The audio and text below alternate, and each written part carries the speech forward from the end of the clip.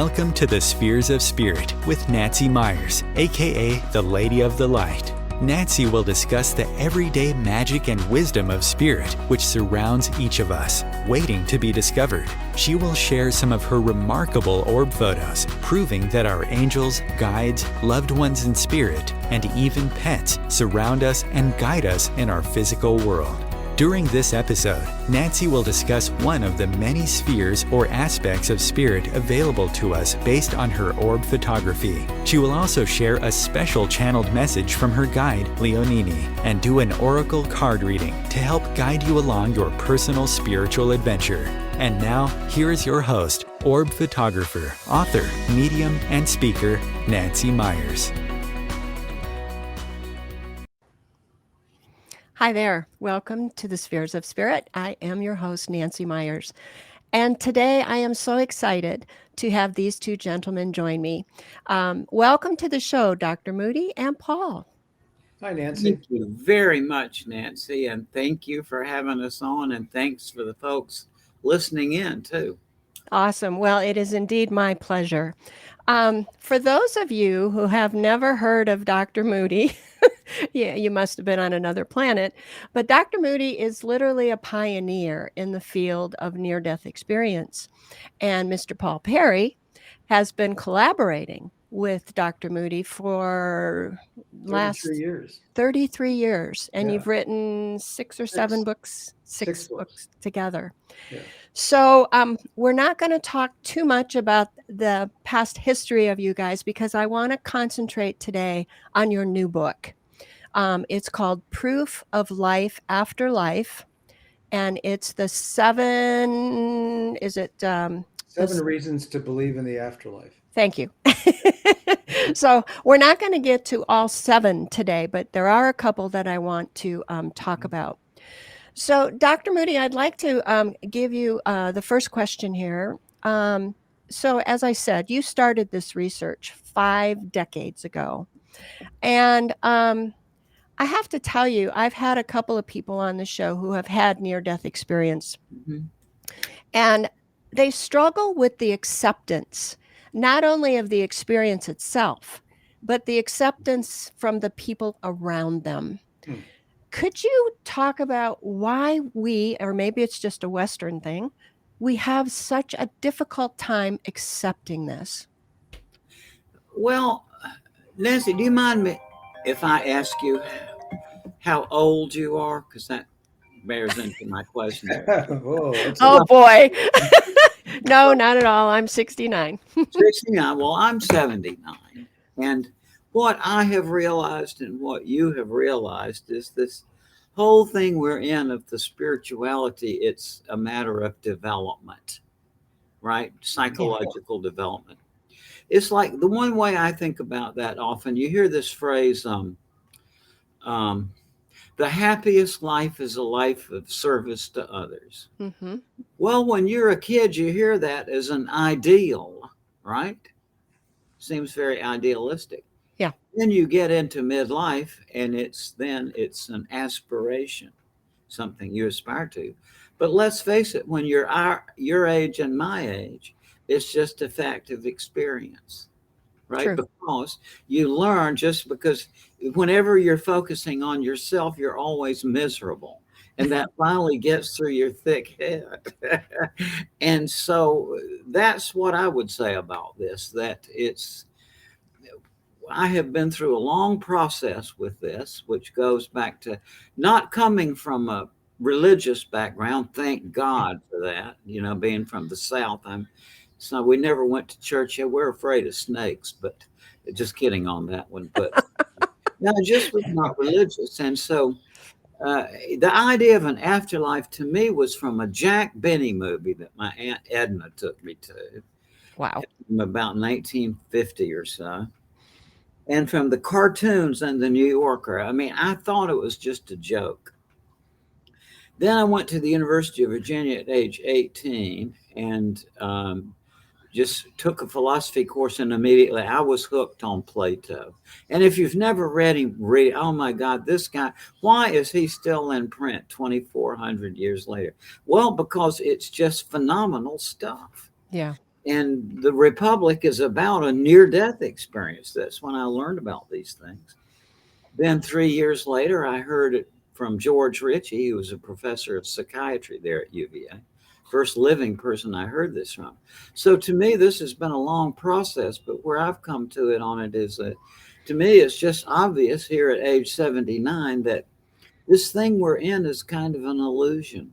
It's consensual reality is just something that, to get to your point of your question, it's like people are terrified. It's like because this thing that we're in is so illusory that as soon as you start subjecting it to any kind of analysis, it dissolves into fluff. Well, I'm okay with that. You're okay with that. But a lot of people are terrified by that. Yeah. And so where I am on it is I give up. It's like people say, well, these things are the oxygen deprivation to the brain. Well, when I was in medical school, one of my own professors told me about having this experience, not when she was near death, but when she was resuscitating her mother who died, or trying to. That she had. So if the bystanders have the same experience as the people who are resuscitated, and the bystanders are not ill or injured, then it's something else. Yeah. Oxygen. Now, what else it is, I give up. It doesn't follow from the fact that it's not oxygen deprivation to the brain, that therefore it is life after death. Yeah. But where I have come in my process, I think yours might be similar, is I just give up. I just can't think my way out of it. Yeah. It's like when to me, Nancy, I have to walk every day. It's an addiction, like a real addiction. I have to do it, not a virtue. I have to exercise every day. Okay. If, heaven forbid, I should hurt my foot, which I don't want to even say, but would I go, for example, to Anthony Chicoria, the professor of orthopedics at NYU, who also has a PhD in physiology? Well, of course I would. I would put my foot in Anthony Chicoria's, hands. And this is an additional thing I know about him. In addition to being a renowned orthopedic surgeon, he also was struck by lightning in the neck, had a cardiac arrest and a near-death experience. And after his experience, began to unaccountably get interested in the piano. He had a recurrent dream in which he was playing the same piece on a concert stage on the piano. Then learned how to transcribe music, transcribe the piece, learned how to play the piano, and now, in addition to being a famed orthopedic surgeon, is also now a famed concert pianist. And so what I'm getting at is the consensual reality that we all have to spend such a great deal of energy to keep intact is just an illusion. Yeah. And if you look at that story of Anthony Chicoria, you'll see it is. I mean, that doesn't happen. But I could give you a dozen other things just like that, or 100 of them. I think maybe our age has something to do with it. But I also think things are shifting a little bit. I think people are becoming more accepting of this. And I see even the younger people, my clients that come to me, they're coming with more of an open mind. So maybe it's a combination. So, yeah. Well, it also is because they're seeing it happen more frequently in the world around them. Like a good example is years ago when I wrote the first book with Raymond, The Light Beyond, I was also writing a book on reversing heart disease with a cardiologist. And the cardiologist one day, he was at Case Western in Cleveland. He asked me he said, "Hey, what else are you working on, Paul?" And I said, "Well, I'm working on a book about near-death experiences." And he said, "That's nonsense. I've resuscitated hundreds of people and I've never spoken to anyone who's had a near-death experience." And then he left the nurses' station where we were talking, and all the nurses came over to me. And they said, "Well, that's because he never really talks to the patients." And we hear this all the time from people, near-death experiences, very frequently. Yeah. But then, it's been heard more and more by people in families, and they're more willing to speak about it because more and more doctors are now reporting near-death experiences of their own. Because Well, resuscitation techniques have changed so much that people can go deeper and There you deeper. go. These And things have always happened, but in antiquity they were very rare. How common was it to almost die and get most people die? But in antiquity they were also revered. yes. And in our society it's different because of many people have a Christian upbringing, and Christian upbringing that looks down on, they think of it as spirit possession, is Sure. what many of them think. Yeah. That's Well, all true. and thanks to your hard work, bringing it into the mainstream. But, I had a dear friend who 25 years ago had a near death, came back and was excited to talk about it. They literally put her in a mental institute for a couple of months. I Yeah. believe it. So it's coming Well, back. what's happened in the interim, due to the advent of the CPR, which is in every store now that you go into, has one of these things. Yeah. And so what is happening, Nancy, is that the afterlife is becoming infused in this life. Yes. Because now everybody knows somebody who has been over there and come back. And a lot of people, like the people with chronic heart problems that over a period of years have multiple near-death experiences. You think about this, their pathway through this life and the next is like this, back and forth. A lot of people, when you go to your work every day, in their minds, they're thinking about when they went over to the other side. Sure. So I spoke to life is becoming infused in this life. 2 days ago, I spoke to a Hollywood producer, Evan Wasserstrom, and I spoke to him about his near-death experiences because he had 8 cardiac arrests. Wow. He's 36, and he had 8 cardiac arrests already. And he had near-death experiences in several of those. And that's another thing what Raymond brings up is you can be brought back from a cardiac arrest in a Walmart, because of the cardioversion machines. It happens frequently. Yeah. People have, as he says, people in the course of their life can have several cardiac arrests. Yeah. And that is the gold standard of a near-death experience, by the way. Oh, you're dead. That goes into aisle 15, part A. Well, too, I find light over there. On the blue light special. People that now hear of people who they'll say, "Yeah, I died on the operating table," or "I had a first question, did you have a near-death experience?" Sure. So I think it's becoming hopefully more understood, more accepted, less feared, and more undeniable now. Yeah. I had a hernia surgery 8 weeks ago. Oh. And when I got home, people said, "Did you have a near-death experience?" I don't think they totally understood what happened. Yeah, no. So, Paul, in the book, you guys have listed the 7 reasons. Right. So I have 2 questions for you. Sure. Why 7? And to you, what is proof? Well, I'm going to let Raymond handle the proof part, but why 7? It just happened that way. I mean, it started out at 15, and then when we started working on them, it narrowed down. Things get, joined up with another chapter, and it narrowed down.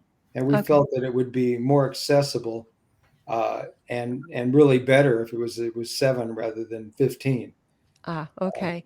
But maybe we'll do another book and we'll do another 15 or another 7. Yeah. Why proof? That's a great question. Well, let me before I turn it over to you, Dr. Moody, because the reason number 1 is the out-of-body experience. And Chris, can we bring up that first slide? Nice. Now, as you know, I'm an orb photographer, and all these pictures that I show are ones that I have taken, and this is a pretty recent one. And I have this quote by this guy called Dr. Moody. And it says, they experience the feeling of being in a spiritual body that appears to be a sort of living energy field. And that's what I think my orbs are. And I'll show you, we'll talk about that more. But I know this is a recurring theme in NDEs. So this is kind of my proof. But what's proof for you, Dr. Moody? Thank you, Chris, for showing that. Well, number one, thanks for that question. And I want to say this: I was a professor of logic, you know, and in the '60s and '70s, and since too. But so I have very technical notions myself about what proof is. And when I start thinking of it, I think about people like Bertrand Russell and Wittgenstein and Frege and very technical material. So I first got to be known for studying these near-death experiences in 1969. Because I talked to a number of people by then. In 69 and 70, I began to be invited to civic clubs and stuff like that to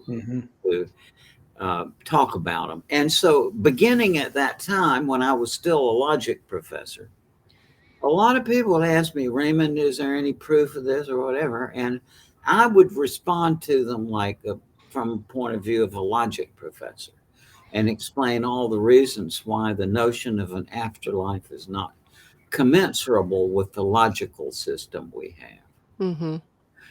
But what I finally realized, because people's eyes would just drift away, and but they weren't interested in the proof in the sense that I was interested in. And so I tried to figure out, what is it that these people want to hear?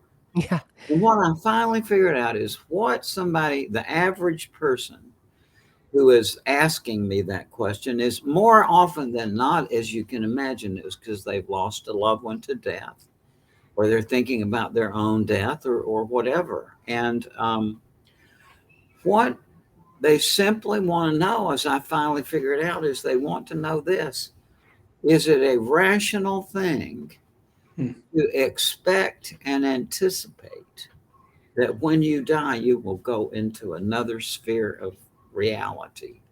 And I say, absolutely it is. And that's what people want to know from me. Mm-hmm. Now, for those people who are, interested in logic, and that's settled too.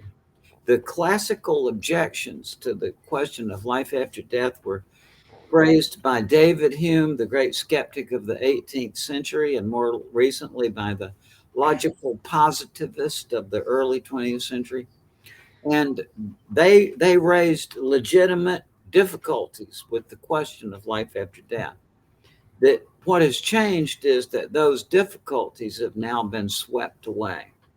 So I can say confidently, from the point of view of a person who loves to teach logic, that the logical problems are solved too. But that's not interesting to the average person who's lost. What they want to know is it a rational thing to? And yeah, it is. It's where I've reached is I give up. I just can't figure out. It's, I can't think my way out of this. It looks to me like, to my utter astonishment, there is an afterlife. That's it's interesting the way you put that. You said, I give up. It's almost like there was a resistance because of the logic.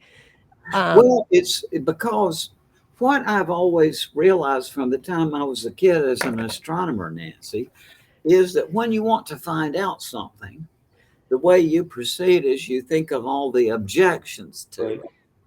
That's how I've always thought. That's properly speaking, the skeptic point of view. But the people who call themselves skeptics, they don't know what they're talking about. It's that those folks who say, I'm a skeptic, they're just ignoramuses. They don't know what the word means. But from the point of view of a skeptic, which I am, the point of it is that you don't draw conclusions. And as a logician, I realized all the logical difficulties for you can't draw a logical conclusion. But what I mean by saying I give up is I give up. I can't think my way out of this. Okay. Okay. Yeah. For example, I don't know if you've ever met Jeffrey O'Driscoll. I have not. Jeffrey O'Driscoll is an ER doctor. Okay, he was very early in that specialty.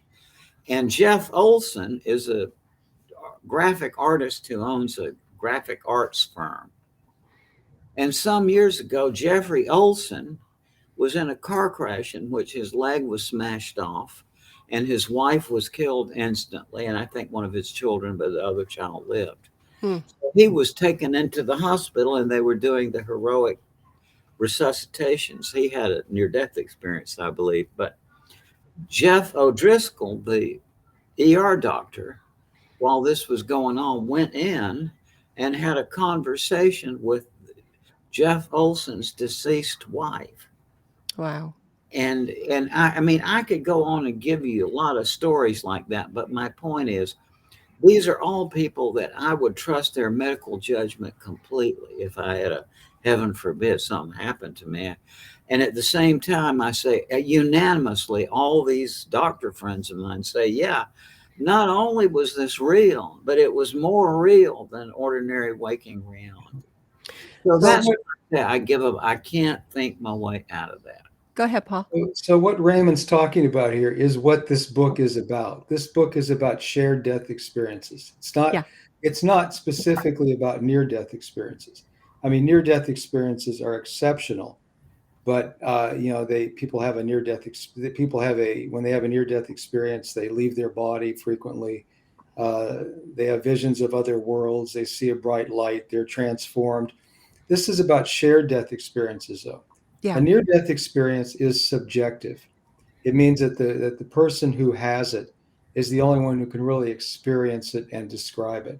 But a shared death experience is when a person who's dying shares their dying experience with the person who is alive. And that means that more than one person has experienced this death experience, and that makes it objective. So this book is a step removed. It's a step ahead of a near-death experience because it's about these shared death experiences. That was a new term to me.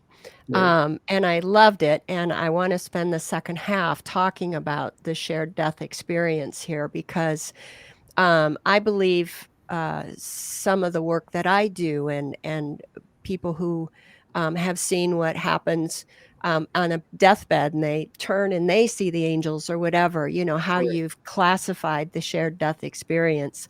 But before I do that, Paul, there was one of the 7 that I wanted to ask you about, and you called it the transforming light. Right. Can you explain, or you both called it, can you explain that to the audience? People who have near-death experiences and, of course, shared death experiences, one of the things they encounter is a bright light that is more than light. It has substance to it. Children often describe it as that light that has good things in it. And it's exposure to this light that transforms people most vividly, actually, if that's the right word, most completely. I'll give you an example. Years ago, I was involved in something called the Seattle study, where we studied a number of people who had near-death experiences as young people, and then we looked at how it had changed them over the decades. And it had changed them immensely. They'd been transformed by the light. Mm-hmm. They would have, they just had, I'll pull up exactly what they had. But the one thing was they had a decrease in death anxiety. Yeah, I wrote all those down because it was fascinating to me. Oh, it is. And these were long-term. They had a higher zest for living, which means that they were more type A without the anger.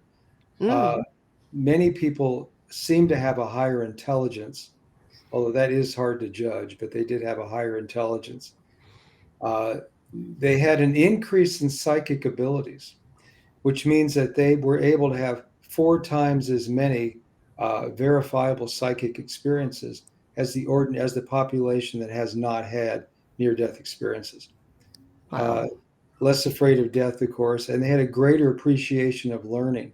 Many of these people said that when they crossed the line into what they perceived as being an afterlife, a place like an afterlife, they would frequently end up in a library, and they said they would download all the information of the universe, and then when they came back, they couldn't remember most of it, so that was tremendous frustration. But I've they heard kept that. trying anyway. They continued to try to learn it back. Yeah. So yeah, that's the power of the transforming light. So they were in probably the Hall of Records, or the Akashic Records as it's known. And I've heard that they have all the answers and come back, and then it's been not erased, but hidden from them again. Yeah. So Dr. Moody, you have obviously, well, you both have interviewed thousands and thousands of people, I am sure. And I always read about how positively this affects people. Is there another side to it? Has there been some experiences? Well, it's I have talked over the years to a handful of people who had hellish or unpleasant experiences. And the trouble, Nancy, is that it is much harder to make inferences from a small number. Okay. It is from a large number, right? And so, but in addition to that, whereas the near-death experiences that we more commonly think of are homogeneous, like there's a family resemblance, they all fit together and are very coherent. The negative ones seem to be very various, like varied. Oh, okay. All over the place. And a number of ones that I talked with, it sounded to me like a delirium rather than a coherent experience.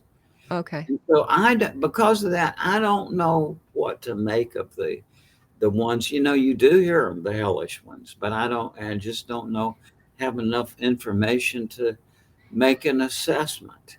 But those are pretty few and far between. But I think there's largely at least two parts to a near-death experience. So, for example, if someone goes into a hospital, they've had a cardiac arrest. They're moved to a table. They're given cardioversion. That might be very scary and unpleasant. Mm-hmm. That might be the hellish part. And then when they start to separate from their body, it becomes a different animal. Oh, I see. So you start off with the pain of being human and being standard treatment of cardiac arrest, which is getting your chest pounded on, and that would be unpleasant. Yeah. But then it switches over.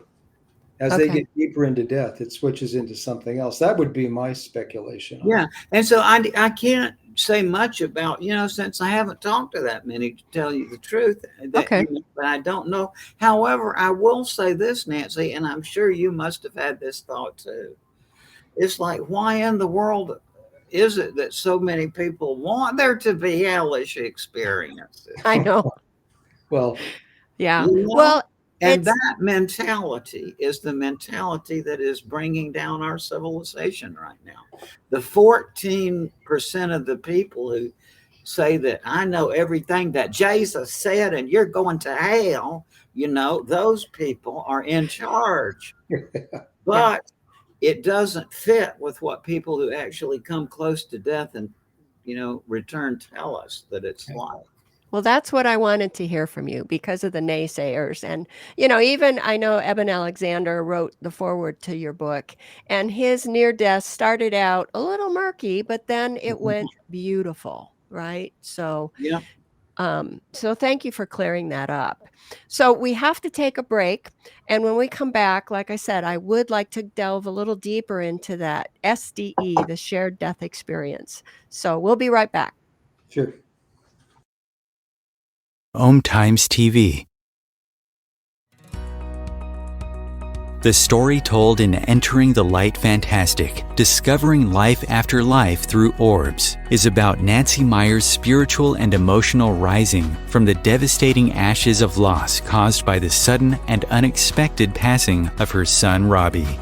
Just like the legend of the reborn phoenix, Nancy's life purpose and focus was transformed. With the help from her son in spirit, Nancy found herself providing proof through orbs that our souls do not die with our bodies. In her second book, Encircled by the Light Fantastic, A Deeper Journey into the Light with Orbs, Nancy continues chronicling her path of gaining spiritual knowledge and expanding acceptance of what is possible, while traveling to many sacred and ancient sites around the world. She shares these experiences with you along with her photographs of remarkable spirit encounters.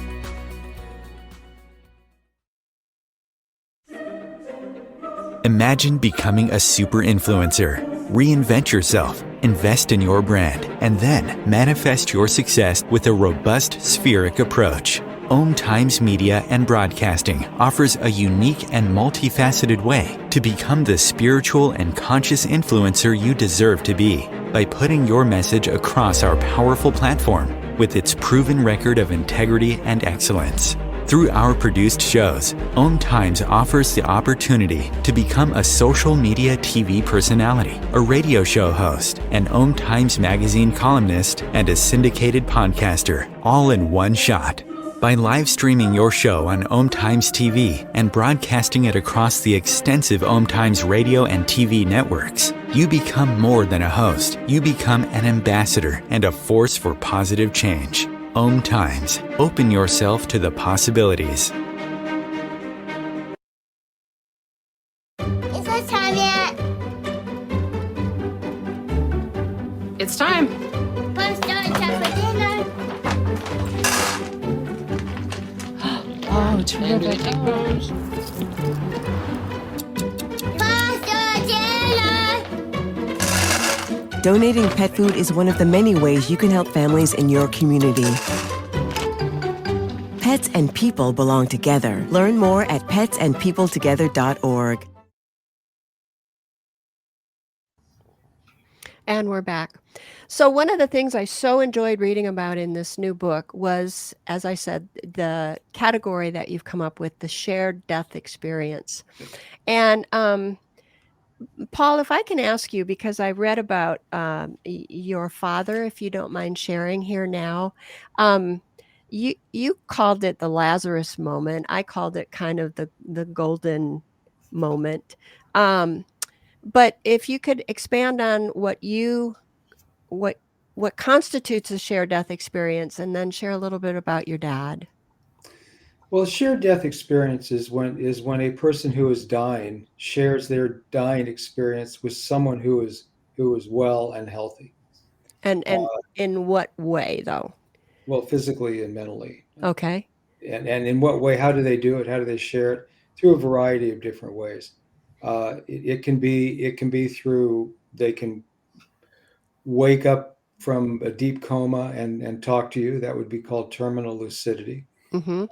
They can later describe what happened to them during an out-of-body experience, and it can be very accurate information that maybe was miles away but still accurate.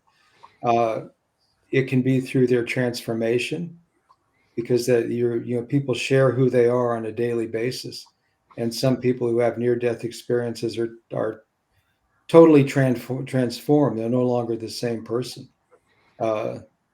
Sometimes that leads to a divorce, Mm-hmm. because the person is no longer the same person that they were. So there's a number of different ways to share their death experience. I mean, I've had two in my own life. One was my father, and the other was my mother through somebody else. With my father was dying. He had a stroke, and he was gone. I mean, he was breathing in choppy ways, and the doctor said he would be dead before long. All of a sudden, he kind of came out of it, and he said, I'm not afraid to die. Wow. I'm not afraid to die because, you know, I should have been dead in World War II. You know, and he told about, you know, things that happened to him during the war that he didn't think he would come back from. And then he got tuberculosis after the war, and he nearly died from that. So he said, don't feel bad. This is an extra life for me. Wow. I got extra life. And then a few hours later, he passed on. My mother's was different. She was dying of Alzheimer's, and it was on a Sunday. She was dying, and all of a sudden the phone rang. I was in the house. I was going to go over to the care facility where she was, and I got a phone call from Dr. Vernon Neppy, who was the director of neuropharmacology at University of Washington. And I had worked with Vernon for a while on a book that we were planning on deja vu, because he had done a lot of research on that. And the whole thing just kind of fell apart. I got really busy. He got really busy. And then we just parted, and I hadn't spoken to Vernon in at least 5 years. And so I was surprised to get a phone call from him. And he says, you know, I was reading the newspaper today, and a female voice came to me and said, call Paul Perry. And I ignored it. And so about an hour later, I was in the sports section reading, and the voice came to me again and said, call Paul Perry. So I'm calling you, and I don't know why. And so I figured that since his specialty was tied into my mother's affliction of Alzheimer's, I said, well, I told him my mother's dying. He asked why, and I explained that. And he told me a number of things they had tried in late stage Alzheimer's to bring people back. Everything from electroshock therapy to certain being tested medications. And in the course of this conversation, I got a call from the care facility, and they said that my mother had just died. Wow. So to me, that was a shared death experience as well. Sure. Because, you know, even though it came in through Vernon, which I hadn't had communication with for 5 years, I just think she picked the best doctor I knew. Yeah. Yeah. Yeah. And again, talk about proof, right? What do we? Yeah, right. Well, you know. So, Dr. Moody, I want to jump ahead if I can, because one of the things I was thrilled about to read in the book was reason number 7, and it was about the psychomantium, and I hope I'm saying that properly. Can you talk about what that is and your work involved in that? Because I've tried it, not with any success, but I have tried it and very interested in it. It is fascinating, Nancy. And I'll say this, you know, I mentioned earlier, I've studied philosophy, and everybody kind of knows or learned in the first grade that all of this stuff that we have in the West, we call reason and logic, that was invented by a group of people in ancient Greece, you know, and from roughly 600 BC to about 320 BC. It was all figured out by these people. And so what I have spent most of my life doing is trying to figure out this amazing story of how this happened, that we have reason. And the way it starts is at places in Greece called oracles of the dead, where they had various techniques, or psychomantions, where they had various techniques. Is not like the mediumship of today. They took you through procedures during which you would seem to see and converse with your departed loved ones. And so basically, in studying the archaeological report on one of these places in about 1988, and I'd done it just because, you know, Socrates, for example, everybody knows Socrates, and everybody knows that Socrates was executed, right? Few people know that one of the reasons he was executed was that they accused him of probing into things up in the air, which was out of body travel, and probing into things underneath the earth, which was consulting the dead at these oracles of the dead. And he was specifically, by the great comic poet Aristophanes, portrayed Socrates as calling up the dead. Okay, and so logic as we have it came from these places where people went to to consult with the dead. And it's very easy to set it up.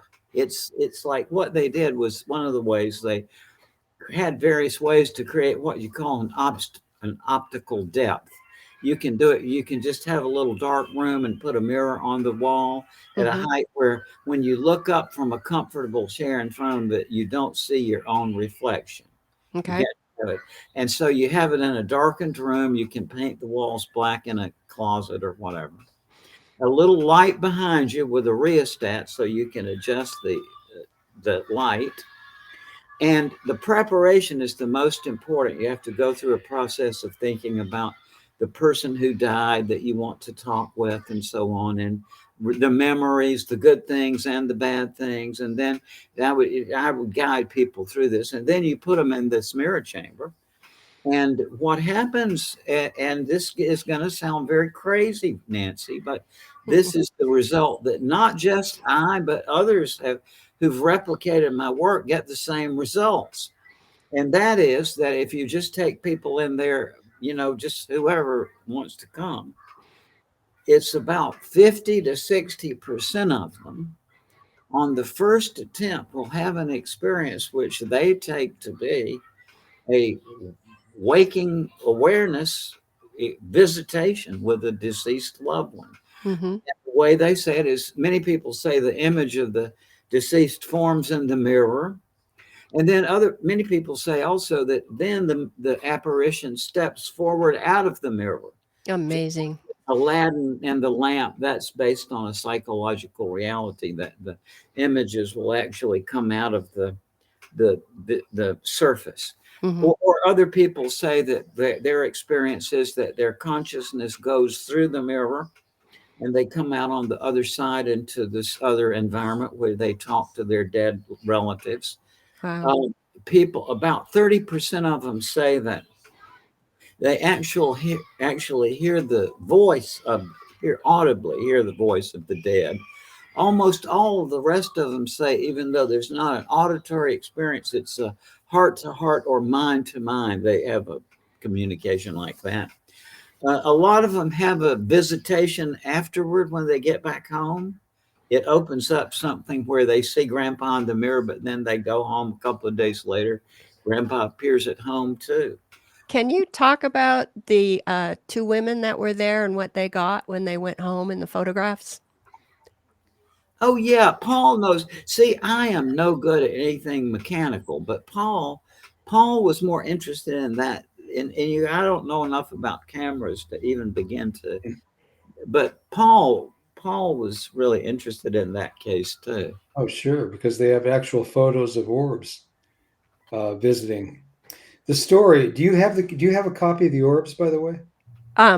Sandy sent it to me. I've Okay. seen them. Yes. I don't know if you can put them on the screen. I guess you I don't can. have it handy, but no, I can't. Sorry, I should have. You should. You should get a replica. Yeah. Hold it up or something. Yeah. This was a woman from Argentina who wanted to see her daughter. Her daughter had died 90 days earlier of cancer. And she brought her sister with her from Argentina. And they flew in to Alabama, where Raymond lived at the time. And she wanted to be treated right away. She was very anxious to see her daughter. And she was really rushing the process. And the process involves a number of things that Raymond does, relaxes them about their environment, talks about the person they want to see, etc. And but she didn't really participate well with that. So nothing happened.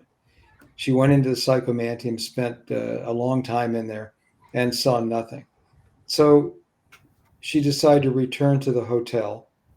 This was at 3:30 in the afternoon. And her and her sister were sitting on different beds talking about what had happened and how she was going to retry it the next day. And all of a sudden, into this brightly lit room, because it was in the afternoon, came these 3 orbs. And luckily, her sister pulled out her camera and photographed it, her iPhone, and took 3 photos. And you can see in the photos these orbs, together and alone. And one of them approached the woman, and she could see her daughter in the orb, and she spoke to her daughter for a long period of time. That was the strangest case I ever heard from the psychomantium, by the way. Wow. The orbs, and it was so interesting. I'm so glad that there were photographs of it. And it's in the book. It's in the book, yeah. Yeah. Now, in this situation of seeing spirits in the mirror, it sounds so bizarre in 2023. But if you went back to 1823, everybody knew about this, because this was something people understood, that you could, in the living room, you could set up a mirror, and by candlelight you could see images and all. Well, didn't they call it scrying? Didn't they call it scrying? Right. Yeah. And then when radio came in, see, people lost this knowledge because they were listening to the radio. But it keeps cropping up. And everybody knows about James Bond, right? And 007. Right. Very few people know where that came from. And it came from a guy named John D. 1527 to 1608, I think it was, who was the assistant to Queen Elizabeth I. Yes. And he was an eminent man of learning of his age. He brought Euclid back into Europe. He was a pioneer in special effects in the theater.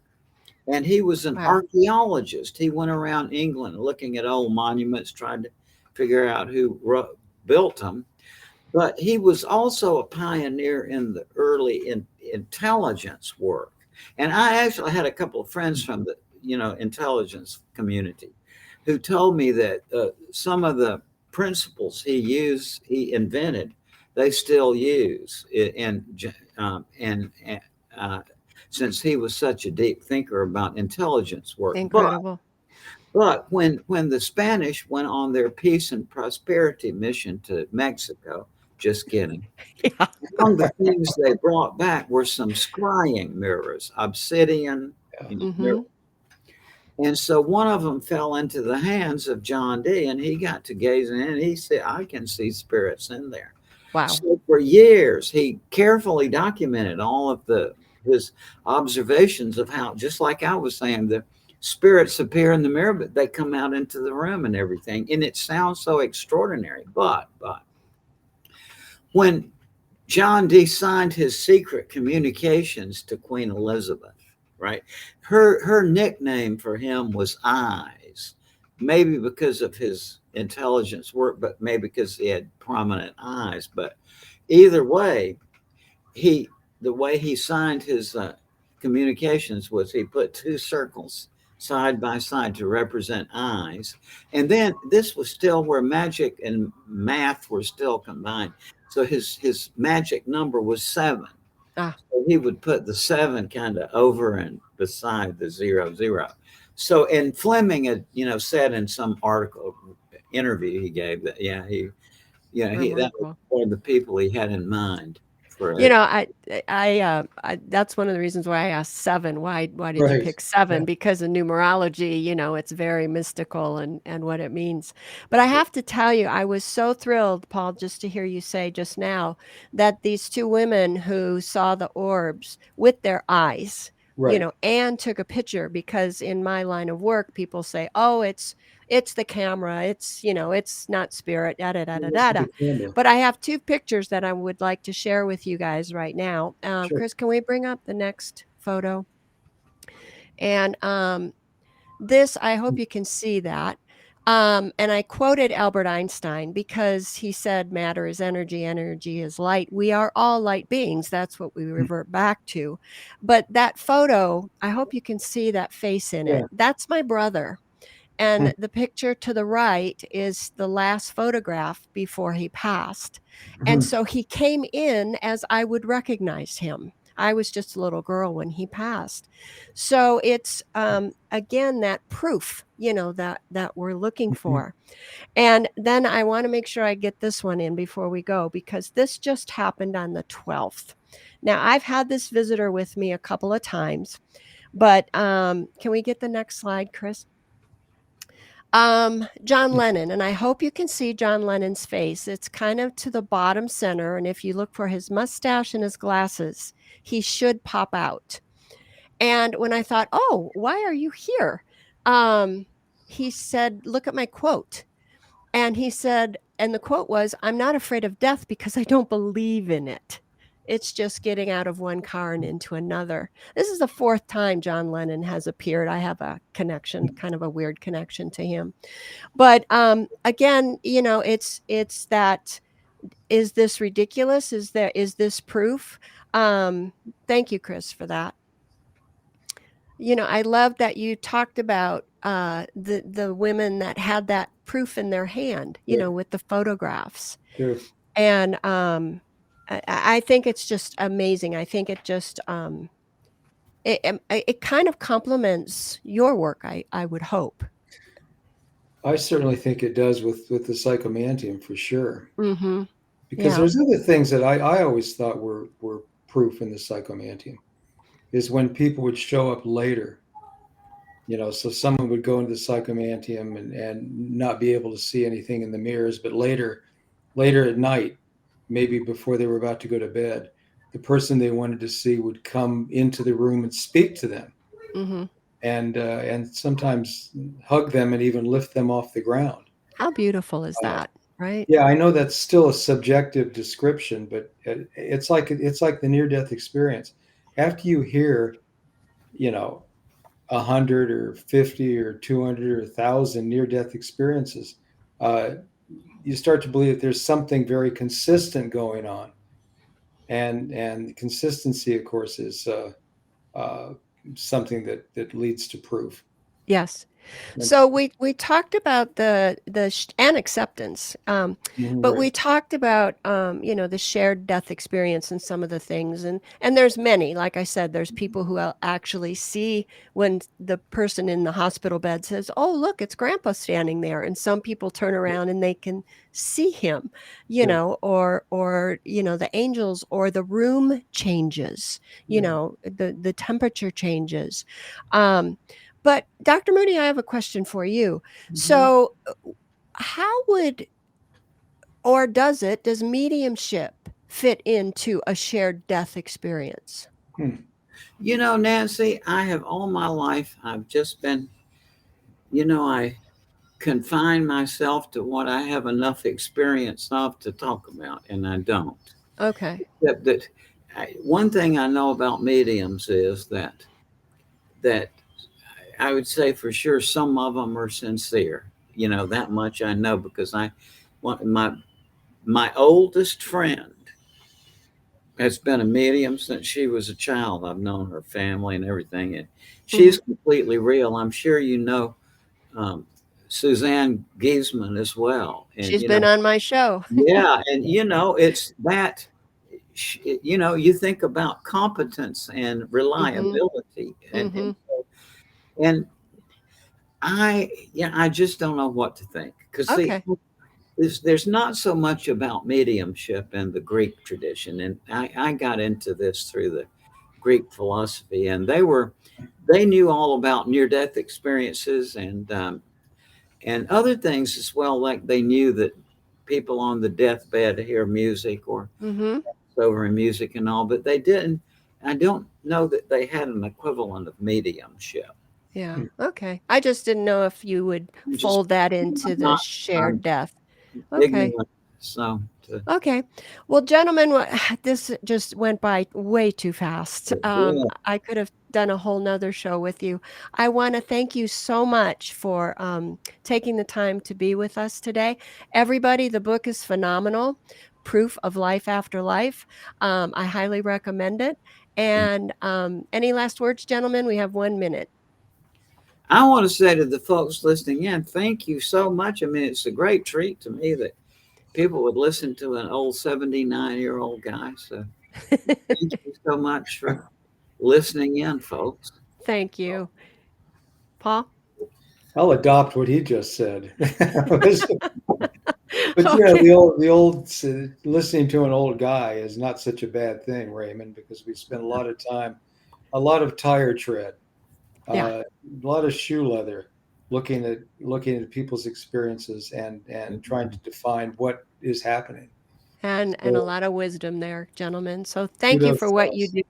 Thank you for being on the show. My audience, hang on. I'm going to sign off here with Dr. Moody and Paul Perry, and I have my message from Leonini, which she always cracks me up, but here's her message. She said, "The chef finishes the perfect entree preparation with a sauce. She pours the sauce over the main dish, sometimes a hot and spicy sauce, sometimes a brown, red, yellow, or even a white sauce. The sauce can cover the entree and give it a new flavor, but underneath the entree never changes.